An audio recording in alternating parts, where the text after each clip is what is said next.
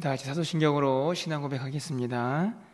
전능하사 천지를 만드신 하나님 아버지를 내가 믿사오며 그 외아들 우리 주 예수 그리스도를 믿사오니 이는 성령으로 잉태하사 동정녀 마리아에게 나시고 본디오 빌라도에게 고난을 받으사 십자가에 못 박혀 죽으시고 장사한 지 사흘 만에 죽은 자 가운데서 다시 살아나시며 하늘에 오르사 전능하신 하나님 우편에 앉아 계시다가 저리로서 산 자와 죽은 자를 심판하러 오시리라.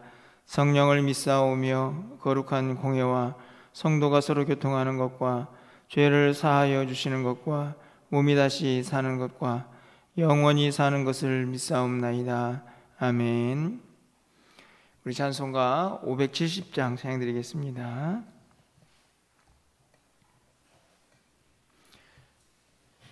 (570장입니다)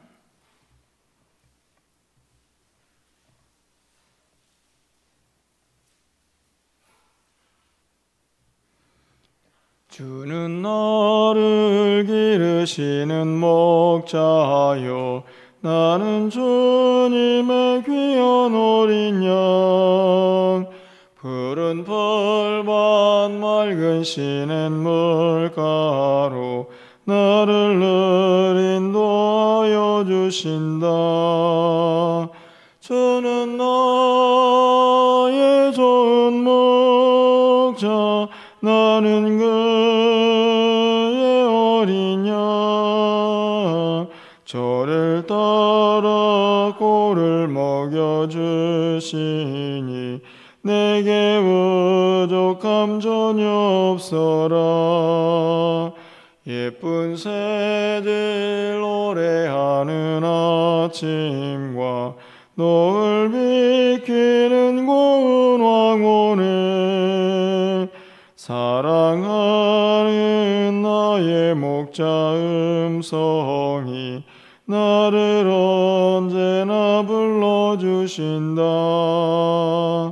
저는 나의 좋은 목자 나는 그의 어린 양 저를 따라 꼴을 먹여주시니 내게 부족함 전혀 없어라. 못된 짐승 나를 해치 못하고 거친 비바람 상치 못하리. 나의 주님 강한 손을 펼치사 나를 저야로 지켜주신다. 주는 나의 좋은 목자 나는 그의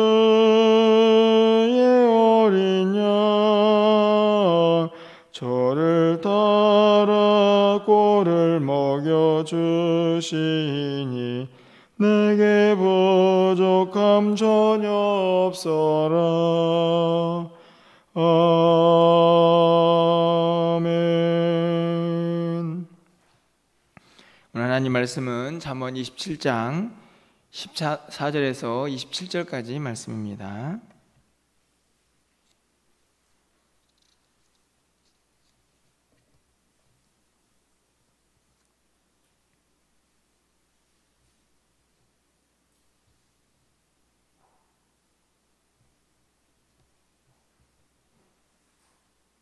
잠언 27장 14절에서 27절까지 말씀을 한 절씩 교독하고 마지막 절은 함께 읽겠습니다.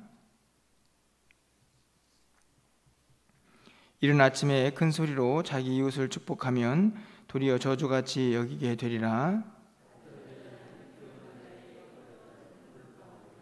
그를 제어하기가 바람을 제어하는 것 같고 오른손으로 기름을 움키는 것 같으니라.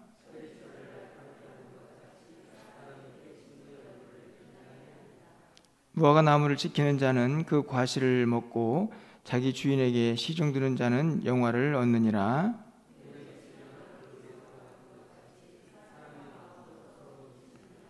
스울과 아바돈은 만족함이 없고 사람의 눈도 만족함이 없느니라.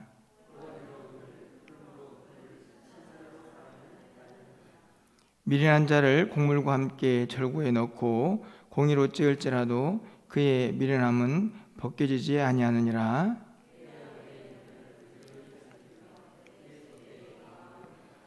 대저 재물은 영원히 있지 못하나니 멸류관이 어찌 대대에 있으랴.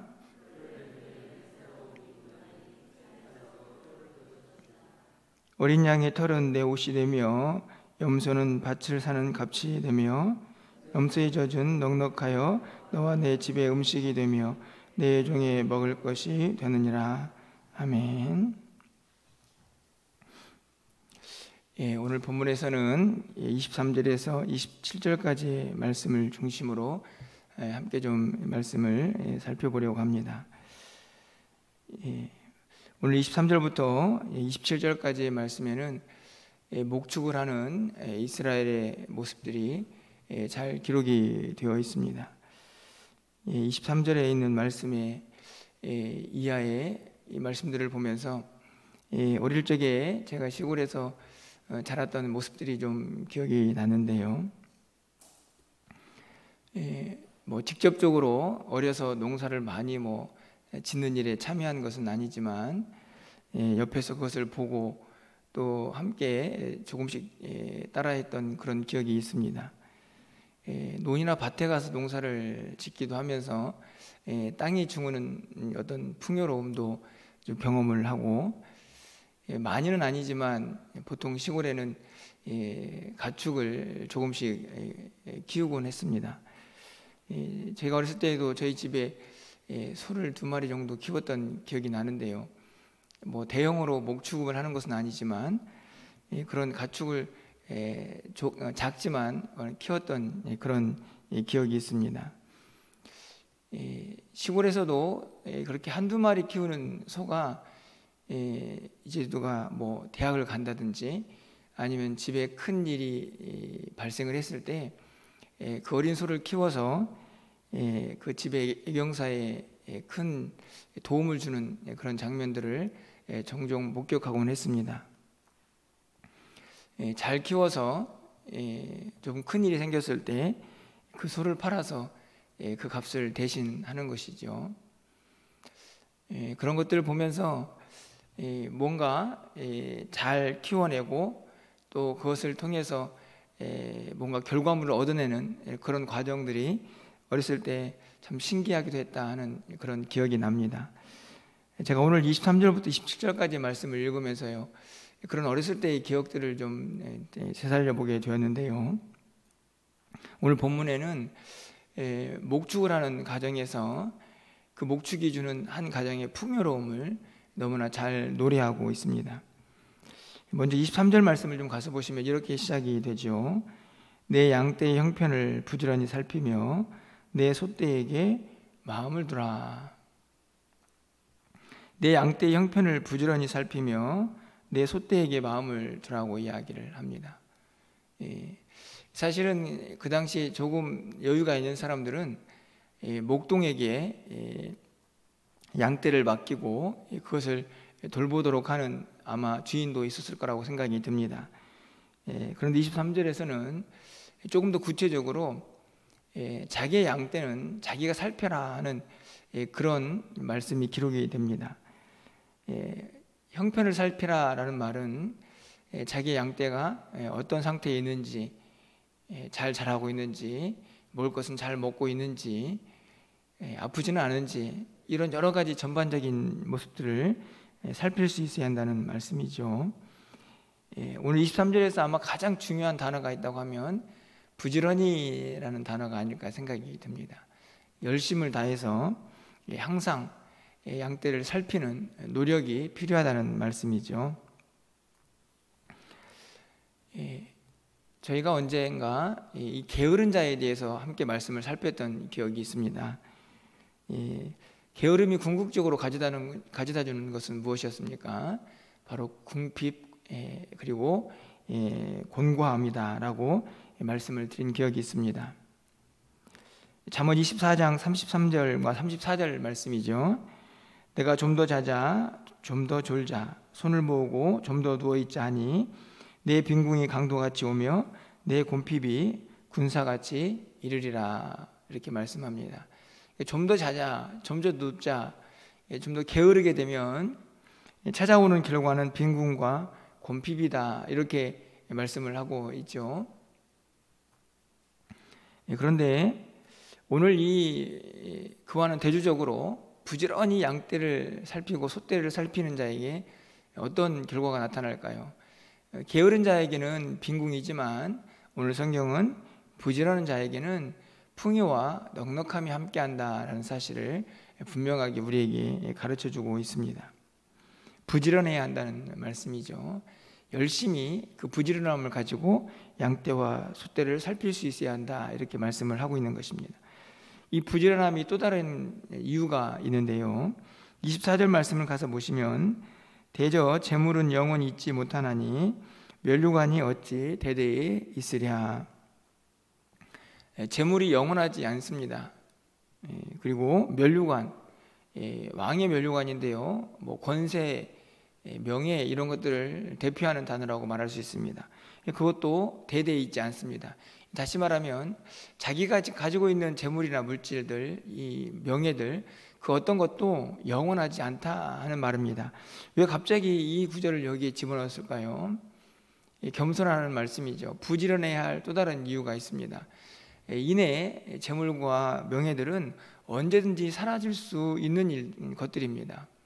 그것들을 잘 살피지 않으면, 잘 관리하지 않으면 언제든지 사라질 수 있는 것들이라는 말씀이죠.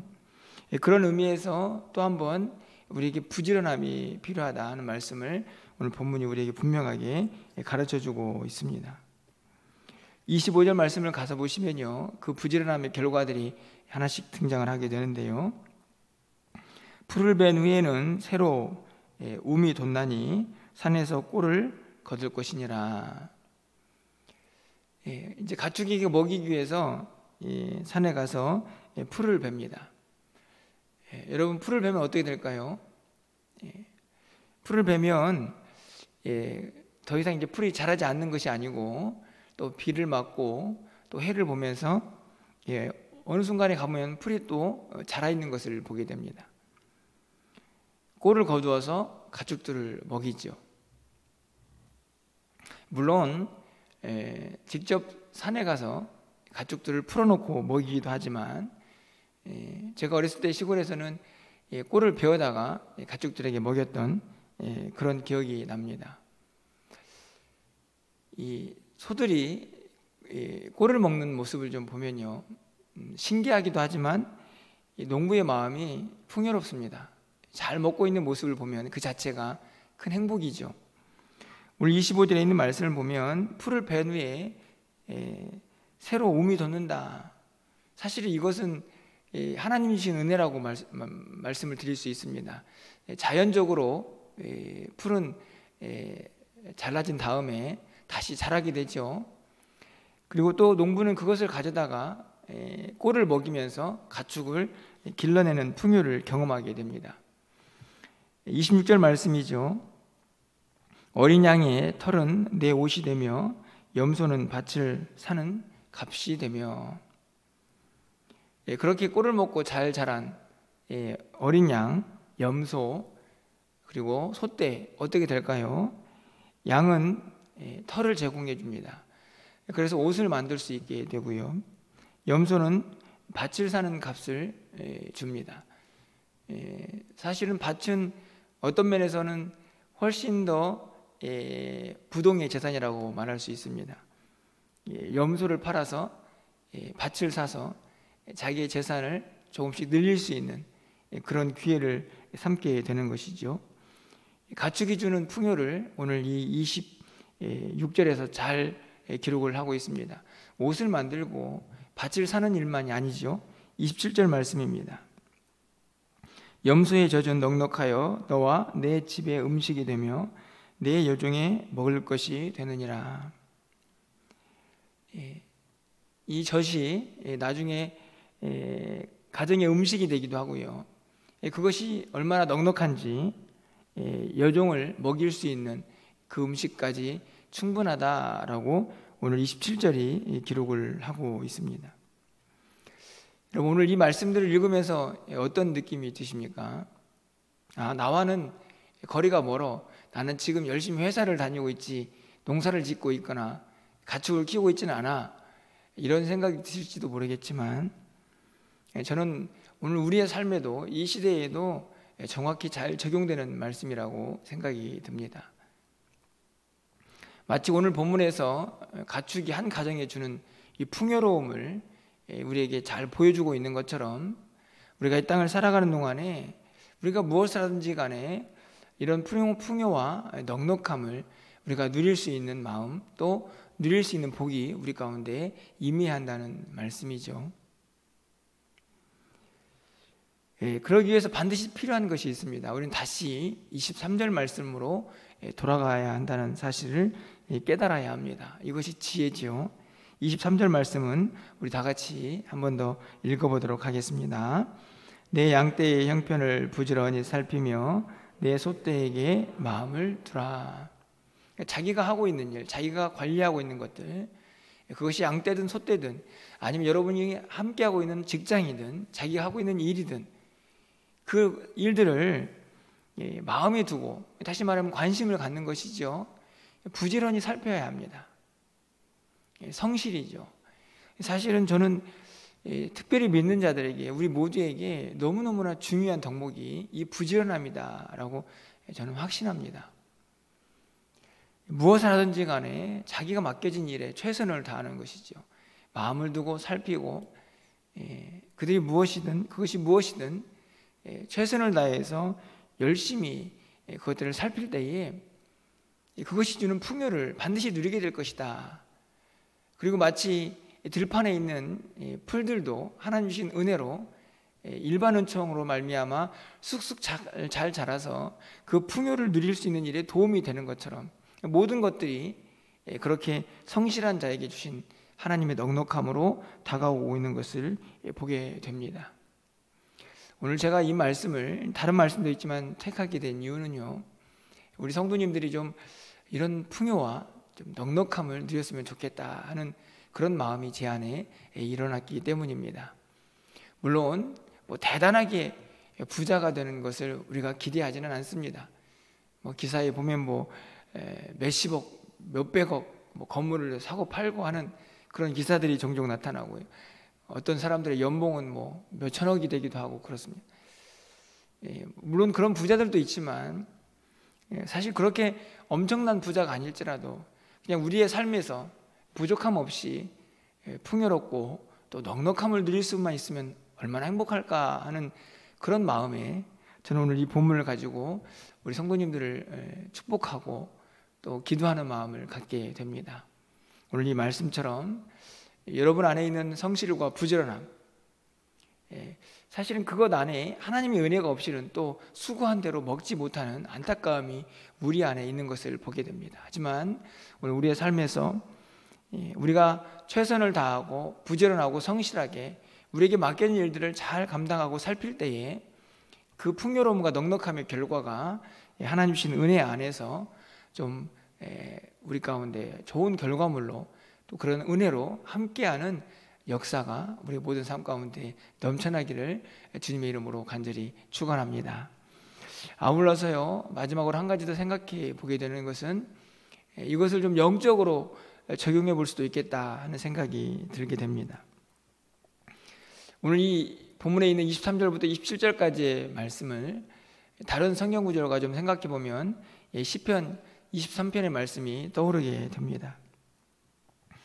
목자 되신 하나님께서 우리를 푸른 초장으로 쉴만한 물가로 인도하시는 장면이 우리가 잘 알고 있는 시편 23편에 있는 말씀이 아닙니까? 오늘 본문에 있는 말씀을 좀 영적으로 적용을 해보면 우리 목자 되신 하나님께서 우리를 그렇게 인도하심으로 우리가 영적인 풍요를 누리게 된다 하는 말씀을 우리가 이미 익히 알고 있는데요, 오늘 우리의 영혼을 좀 잘 살피고, 단순하게 내가 가지고 있는 것들만이 아니고 내 영혼을 좀 잘 살피고, 또 그것들을 잘 또 하나님 앞에서 주시는 은혜를 또 하나님을 잘 쫓아가면서 목자 되신 그 하나님을 더 의지하면서 우리 영혼이 주는 풍요로움과 넉넉함도 좀 누렸으면 좋겠다 하는 그런 생각도 오늘 본문을 통해서 갖게 됩니다. 부지런히 주님을 따라가고 주님을 묵상하고 또 그렇게 우리의 영혼이 주님이 주신 은혜로 풍요로워질 때 우리의 영과 육도 오늘 이 말씀에서 우리에게 부어주는 은혜를 누릴 수 있지 않을까 생각하게 되기 때문입니다. 오늘 하루 여러분이 살아가는 동안에 오늘 좀 이 말씀을 좀 마음속에 좀 새기고 우리 안에 이런저런 부족함이 있을지라도 목자 되신 주님과 함께 그 주님과 동행하면서 우리의 필요를 채워주시는 그 하나님의 넉넉함과 또 풍요로움을 우리의 삶에서 마음껏 누리시고 그 하나님 앞에 감사와 또 영광을 올려드릴 수 있는 저 여러분의 삶이 되시기를 주님의 이름으로 축원합니다. 기도하겠습니다.